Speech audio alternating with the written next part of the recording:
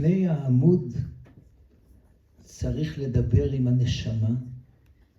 הנשמה מדברת, נשמת האדם מדברת, זה ההון של האדם. זה ההון הכי גדול של האדם.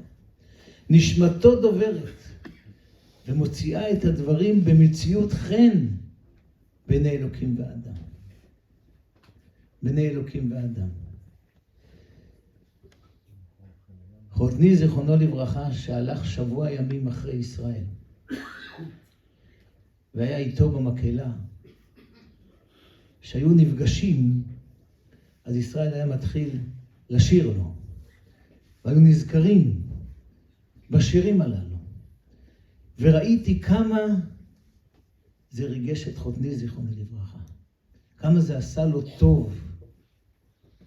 זה המציאות חן שעליה דיברו בין אלוקים ואדם.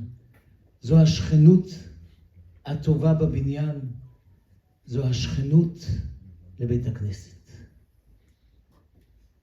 זה כבד את השם מהונך. אנחנו נמצאים בימים שחייבים להסתכל כך על מציאות המלחמה. ישראל דאג לנכדים ודאג לכולם. דאגה אמיתית. ראו שהדאגה הזו היא דאגה בלב, בליבו הטוב.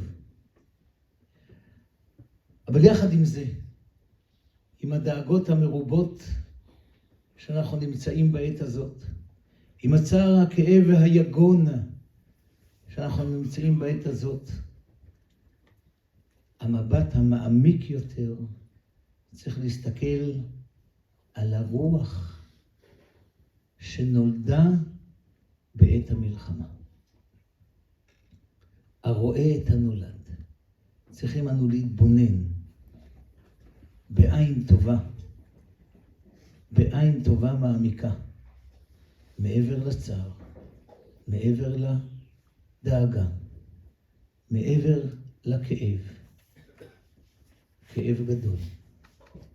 יש לנו על מה להתבונן בעומק, ברוח הגדולה של חיילינו הגיבורים. אנחנו נמצאים בסדר פרשת תצווה. שמו של משה רבינו לא מוזכר. אומר בעל הטורים, כלילת חכם אפילו על תנאי היא מתקיימת. על חטא העגל, משה רבינו אמר לקדוש ברוך הוא, מכיני נא מספרך אשר כתבת, אם לא תישא לחטאתם. הקדוש ברוך הוא נשא לחטאתם, אבל כלילת חכם אפילו על תנאי היא מתקיימת. דהיינו, משה רבינו ויתר ומסר את נפשו לעם ישראל, ויתר על התוכנית המגירה האלוקית, אעשה אותך לגוי גדול, ואמר לו לקדוש ברוך הוא, אם אין ישראל, אין תורה. תמחוק אותי מהספר. מכיני נא מספרך אשר כתבת. ספר נצח הנצחים. דהיינו, משה רבינו לא רק מסר את נפשו מהעולם הזה, אלא מסר את נפשו מהנצח של העולם הבא. זוהי מסירות נפש של משה רבינו. מכיני נא מספרך אשר כתבת.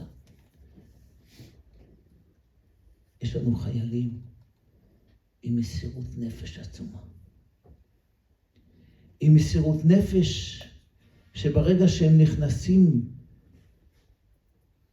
לעיר עזה, לשטח האש, שם הם שוכחים מכל הפרטיות שלהם, מכל המשפחה, מכל הכלכלה, מכל הפרטיות, ומתמלאים ברוח של כנסת ישראל. נתתי שיחה בבית כנסת לא רחוק מכאן בעניין הזה, לפני כ3 שבועות. ניגש אליי בחור שיצא מעזה, אחרי הרבה זמן שהוא היה, מהצנחנים, ואומר לי, אני חייב לספר לך סיפור.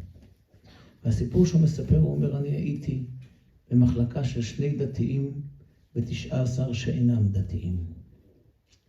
ובכינוס ליציאה מעזה, המפקד שאל, מה הדבר הכי עוצמתי שחוויתם? הוא אומר לי, אותו בחור היה לנו לחימה קשה. היה לנו שם ניסי ניסים, הריגת מחבלים.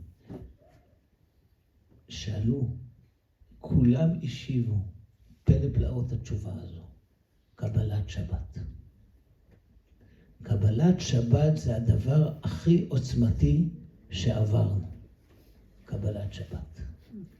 המושג קבלת שבת זה לא רק השירה של לכו נרננה ולך דודי. העוצמה שעם ישראל מקבל שבת, דהיינו, כל מלאכתו כאילו עשויה. הוא כולו מה שנקרא, כבר לא צריך לעשות, הוא כולו בשבת. כולו בשבת. זו הידבקות ברוח, ברוחניות הגדולה. זה אנחנו צריכים לראות את הנולד הזה. ישראל היה רואה את הנולד כאמור. היה בשכנות ובהשראת שכינה בתפילה. ואנחנו צריכים להמשיך את הדברים הללו של שכנות טובה, של מציאות חן ושכל טוב בין אלוקים ואדם, תהיה נשמתו הטהורה צרורה בצרור החיים.